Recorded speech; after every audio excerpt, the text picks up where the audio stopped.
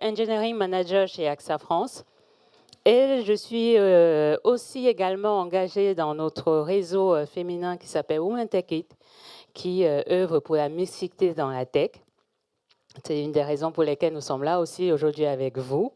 Et donc aujourd'hui, je suis accompagnée de mes collègues et on veut plonger avec vous dans les coulisses des parcours tech de certaines femmes dans la tech. On va vous partager leur parcours sur un angle nouveau, je l'espère pour vous. Donc déjà, je vais vous présenter rapidement mes collègues. Donc tout d'abord Alice, qui est au milieu. Bonjour. Alice Moutier, qui est responsable de notre programme Data IA Marketing et qui va nous raconter son virage inattendu dans la tech. Ensuite, Farida El Ghazdani. Bonjour. Farida est architecte solution chez AXA France. C'est une vraie navigatrice entre la tech industrielle et le tertiaire. Et enfin, Nela Omrani. Bonjour. Nela, elle est technical leader sur notre espace digital pour les assurés. Et Léna va nous prouver que la passion du code, ça dure depuis le premier jour. Préparez-vous à de l'authenticité. Déjà, je vais vous faire un peu participer. Levez la main si aujourd'hui, vous avez parfois l'impression de devoir être irréprochable techniquement ou professionnellement, ou aussi dans votre vie personnelle, pour vous sentir légitime. Est-ce que vous vous retrouvez dans cette question? Super.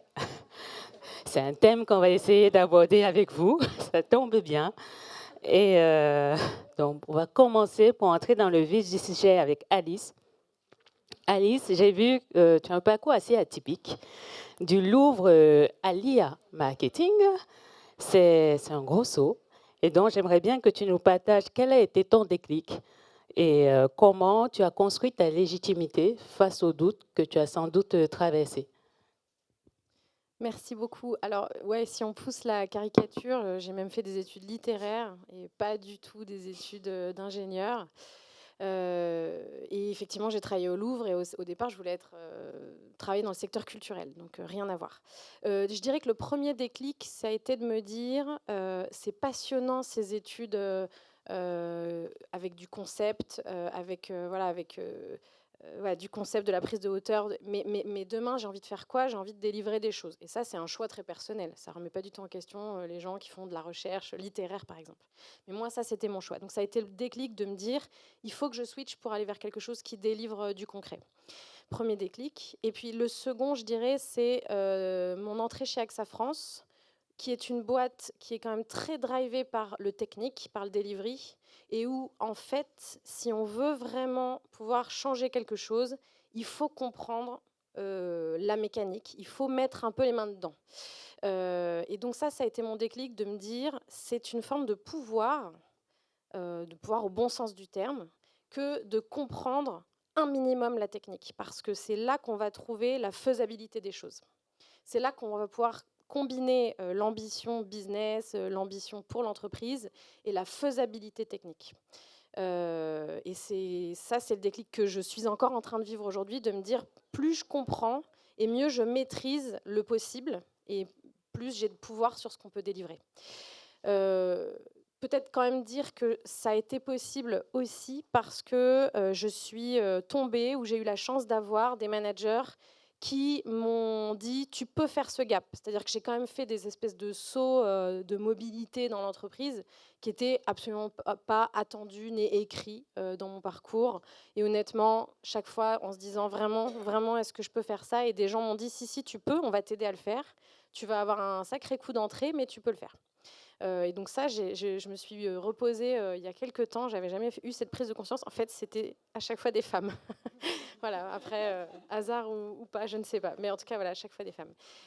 Après, la légitimité, pour terminer là-dessus, la légitimité, c'est un sentiment qu'on n'a peut-être jamais complètement. Mais pour moi, la question, c'est de placer la légitimité au bon endroit. Évidemment que je ne serai jamais experte technique, mais ce n'est pas là que sera ma légitimité. Donc, où est ma légitimité? Et c'est là que je la trouve. Ok, merci pour ce partage.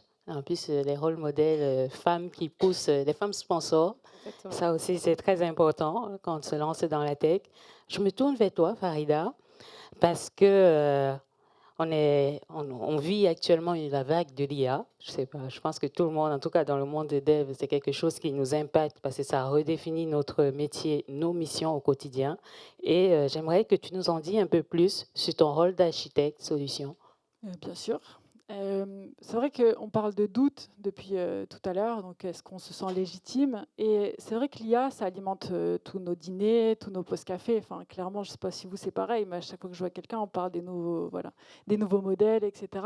Et pourtant, je ne me suis jamais inquiétée. Ça veut dire que je n'ai pas douté de me dire, tiens, j'ai plus ma place dans l'entreprise. Alors, tu vas me dire, c'est mon tempérament, tu me connais bien, mais je n'ai pas douté. Du coup, je me suis posé la question, mais pourquoi je doute pas? Parce qu'en fait, finalement, quand on a archi-solution, il y a beaucoup de jugements en fait, dans les phases. Je ne sais pas si vous connaissez TOGAF, qui est la référence d'architecture. Voilà, et on va dire qu'on suit le principe. En fait, notre job, c'est de structurer. Et dans les différentes phases de TOGAF, la première, c'est la vision. Donc finalement, c'est beaucoup de jugements, de comprendre les enjeux de l'entreprise, les enjeux politiques, etc. Donc déjà, la première phase, l'IA ne peut pas vraiment nous aider. Sur la deuxième phase, elle peut nous aider. Enfin, c'est vrai qu'on doit aligner les capacités métiers à l'intégration du SI. Et là, on va se faire aider, bien sûr, par l'IA, mais la cohérence globale, ce n'est pas l'IA qui va nous la donner. Et la dernière que moi, j'affecte, enfin, que j'adore, c'est le delivery. Il y a tout un sujet de gouvernance. J'intègre une nouvelle techno, comment je la mets en place, c'est quoi l'impact RH, etc. Et c'est ce point-là aussi, on ne peut pas dire que l'IA va nous remplacer. Donc voilà, sur mon boulot, j'avoue, je n'ai pas trop d'inquiétude sur le fait que l'IA ça va bouleverser, mais mon rôle existera toujours. Donc là, j'attends les futurs transfos. Donc, voilà. Super, c'est un beau message d'espoir parce qu'il y en a beaucoup qui craignent pour le poste. Et toi, Nella, je l'ai dit au début, tu es technical leader dans ton équipe où il y a peu de femmes, normalement. J'aimerais que tu nous partages comment tu vis ton quotidien en tant que femme experte dans ton équipe. Comment ça se passe? Alors, il y a eu beaucoup de moments de doute. Je pense que ça a commencé dès le début où j'étais à l'université, où je me suis tout d'un coup retrouvée une des deux filles de ma promo en génie logiciel. Pourtant, il n'y a rien qui dit que c'est une spécialité purement masculine. Il y a juste un travail en plus, des projets en plus. Mais voilà, et c'est là où je me dis, j'ai eu une voix intérieure qui me dit, est-ce que j'ai fait le bon choix? Est-ce que peut-être j'aurais dû m'orienter vers autre chose? Et cette voix, elle est revenue après dans la vie professionnelle où parfois aussi on est malheureusement confronté à certaines personnes qui ont du mal à accepter qu'il y a une femme qui puisse occuper un poste de responsabilité, qui peuvent leur donner un feedback. Et encore une fois, la voix, elle est revenue pour me dire, est-ce que tu as fait le bon choix? Est-ce que tu aurais dû peut-être choisir un domaine plus convoité par des femmes? Et en fait, ce qui m'a fait tenir à chaque fois, c'est ma passion pour ce métier. J'aime ce que je fais c'est mon seul driver et je me dis c'est mes compétences qui vont finir par s'imposer et pousser ces préjugés. Voilà. Ok, super. Donc, tirer plaisir dans ce qu'on fait, ce qui est important pour se driver, motiver. J'avais une autre question à vous toutes, une question commune. J'aimerais bien, on parle beaucoup de nos réussites et j'aimerais bien voir un peu le travail, que vous nous partagez une galère que vous avez traversée, ça fait longtemps que vous bossez déjà, donc une galère que vous avez traversée et qui vous a apporté une grande leçon dans votre parcours. Donc, je te propose, Farida, de commencer. Une galère. Alors, je te remets, encore une fois, je vais rapporter ça à mon métier d'archi. J'ai fait des études d'ingénieur, des études scientifiques. J'adore ce que je fais, j'adore les sciences depuis que je suis jeune. Et quand on me donne des sujets à traiter, je suis hyper enthousiaste. Mais comme une scientifique, je suis enthousiaste en fait, on me pose un problème, je suis déjà en train de le processer. Donc je regarde, je suis déjà partie, je suis dans mon flow, je suis déjà en train de dire je vais résoudre ça comme ça, comme ça. Et en fait, c'est des galères que j'ai au quotidien parce que tout le monde pense que parfois, donc ce côté calme, le côté où je réfléchis, voilà, je véhicule pas un enthousiasme tout de suite, quoi. Je peux pas dire ah ouais tout de suite, ouh, on va foncer. Non, je sais même pas encore comment je vais le faire, donc laisse-moi réfléchir. Et donc je pense que c'est des galères que j'ai parce que quand je travaille avec le métier, bah, eux ils sont enthousiastes à l'idée de se projeter. Moi, je suis enthousiaste à l'idée de réfléchir au sujet, et c'est un vrai enthousiasme intérieur. Et ça, c'est une vraie galère, et j'ai appris justement à le gérer. Et ça m'a porté vraiment défaut dans ma carrière quand je travaille avec des gens du business qui trouvent que c'est super de bosser avec moi, mais si je peux mettre plus d'enthousiasme, je dis bah oui, mais moi j'adore ce que je fais, je suis pas obligée de sauter au plafond. Et donc il a fallu quand même que du coup j'adapte en disant je bosse comme ça, je suis tranquille, moi j'ai un flow, je suis partie dans les nuages, vous inquiétez pas, c'est pas que je déteste faire ça, bien au contraire. Et voilà, c'est pour ça que je dis ça, c'est des galères qu'on peut rencontrer en tant qu'ingé, en tant qu'ingénieur, enfin voilà, dev, peu importe le métier, mais dans nos métiers scientifiques, ça, voilà, je pense que je suis pas la seule à être comme ça. C'est pour ça que je le dis.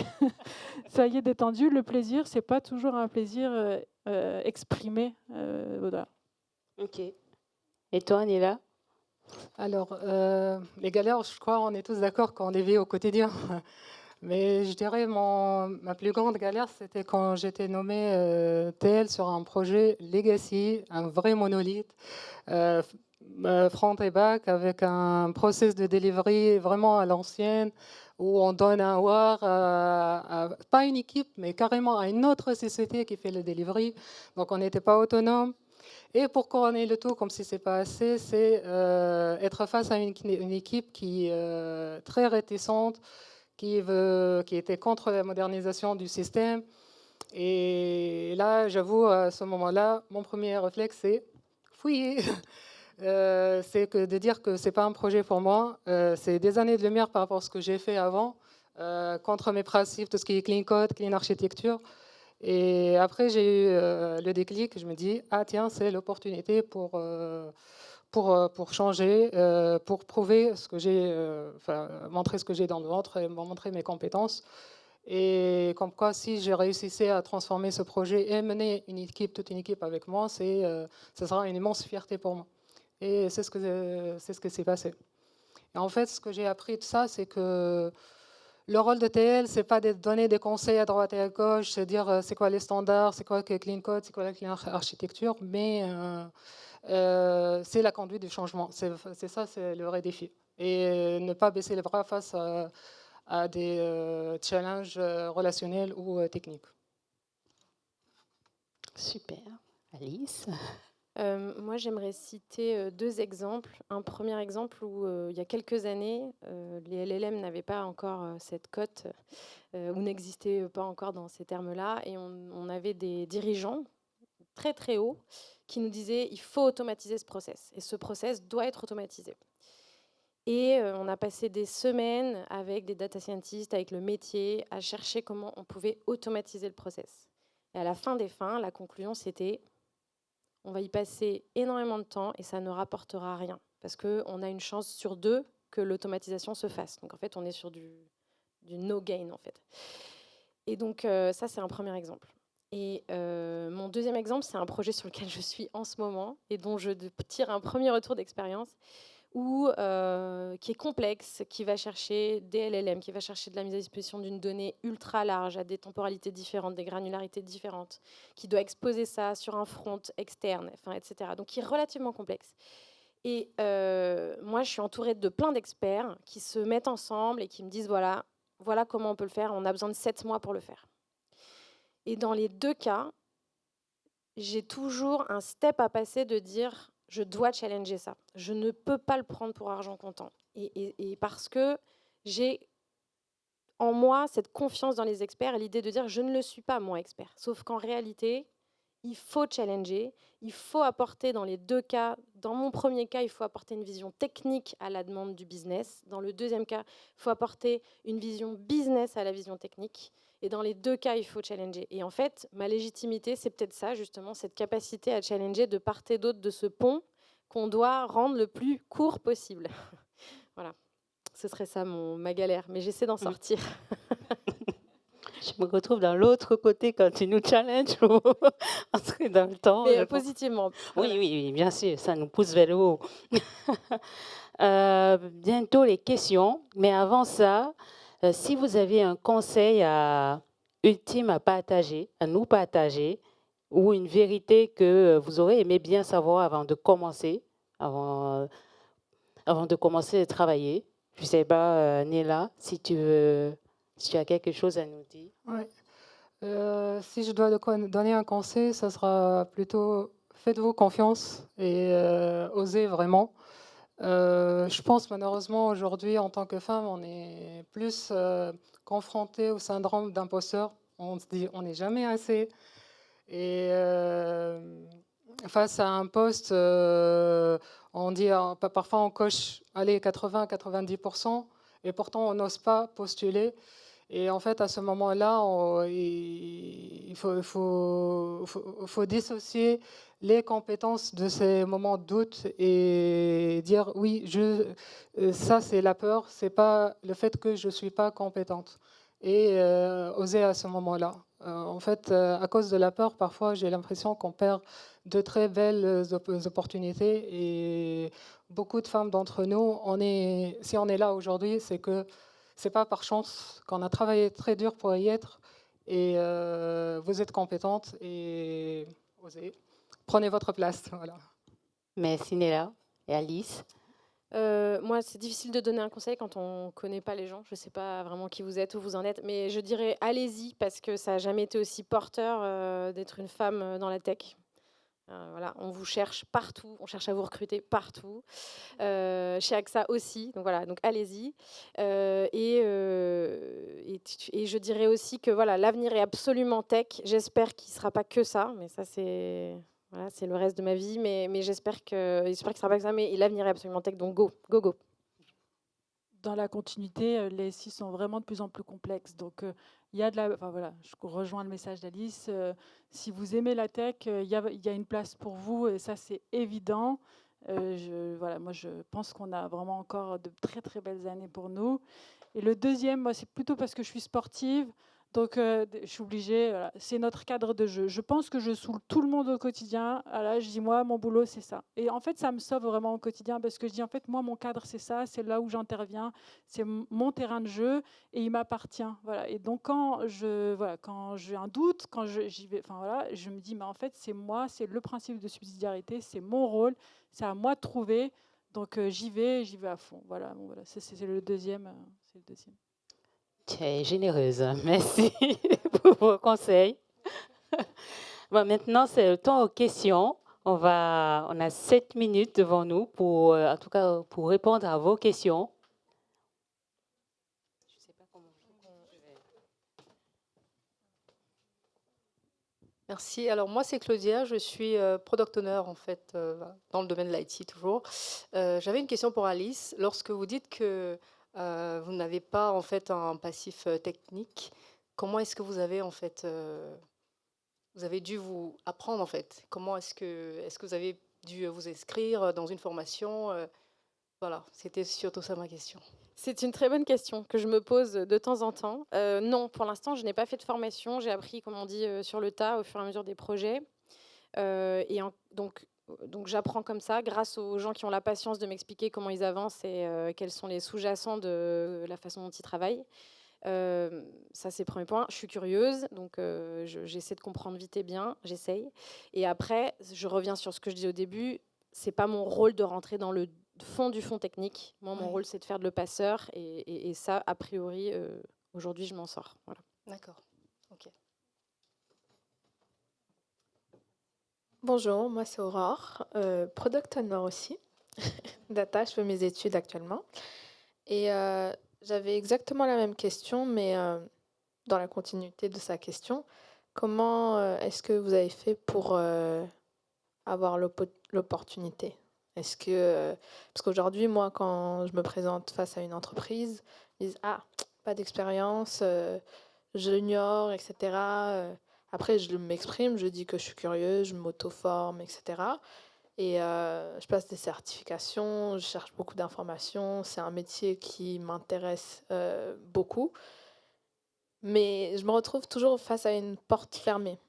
Est-ce que vous auriez des conseils à me donner ou à d'autres femmes qui sont ici, qui souhaitent justement rentrer dans le métier de la tech? Merci. Moi, je suis tech depuis le début, enfin, depuis Alors, mes 18 ans. pareil, on ne se connaît pas, donc il Oui. faut replacer tout ça dans le bon contexte. Mais moi, je dirais que s'il y a une entreprise en particulier qui vous intéresse, je prends l'exemple d'AXA, Oui. je pense qu'il faut rentrer par là où il y a des jobs et circuler ensuite pour aller là où vous avez envie d'aller. Parce qu'en fait, une fois que vous êtes rentré dans une entreprise comme ça, la mobilité, c'est hyper ouvert. On vous accompagne sur cette mobilité-là. Et en plus, le fait que vous soyez rentré par un job, ça vous permet de comprendre un petit bout de la chaîne et puis petit à petit de construire toute la big picture qu'il vous faudra pour atteindre les postes que vous visez. Donc moi, mon conseil, ce serait ça. Ok, merci beaucoup.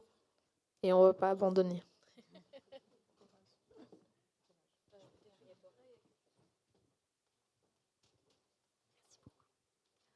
Bonjour, je m'appelle Bettina, du coup, je suis étudiante en master en cybersécurité.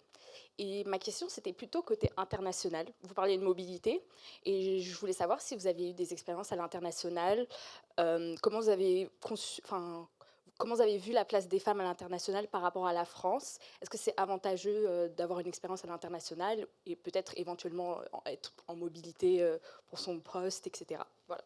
Moi, j'ai une expérience internationale quand j'étais. Bon, je suis lilloise, donc dans le Nord, c'est le retail. Donc, je travaillais à Decathlon pendant 12 ans et j'ai beaucoup voyagé en Asie.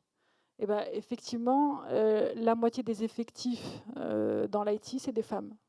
Donc, ça change complètement la manière de faire et de travailler, etc. Et ça, je le dis souvent, je dis c'est vraiment très occidental d'avoir très peu de femmes. En Asie et en Afrique du Nord, c'est très féminin l'IT. Donc voilà, en Asie c'est génial. Enfin, ouais, pour le coup, j'ai beaucoup travaillé avec les Chinois et j'ai appris beaucoup avec eux et c'était super. J'ai aussi travaillé avec les Russes. Bon, ouais, c'était plutôt masculin, mais voilà. À l'époque, je ne sais pas si ça se dit encore, mais voilà. Donc, non, c'est super de travailler avec, d'avoir des expériences internationales. Il y a des entreprises qui l'offrent. Et voilà, et voilà, je vous le dis, en Asie, c'est vraiment 50-50. C'est assez, c'est assez drôle d'ailleurs quand on arrive et on voit beaucoup de femmes sur le plateau. Donc voilà, si ça t'intéresse, l'Asie, c'est... Merci beaucoup.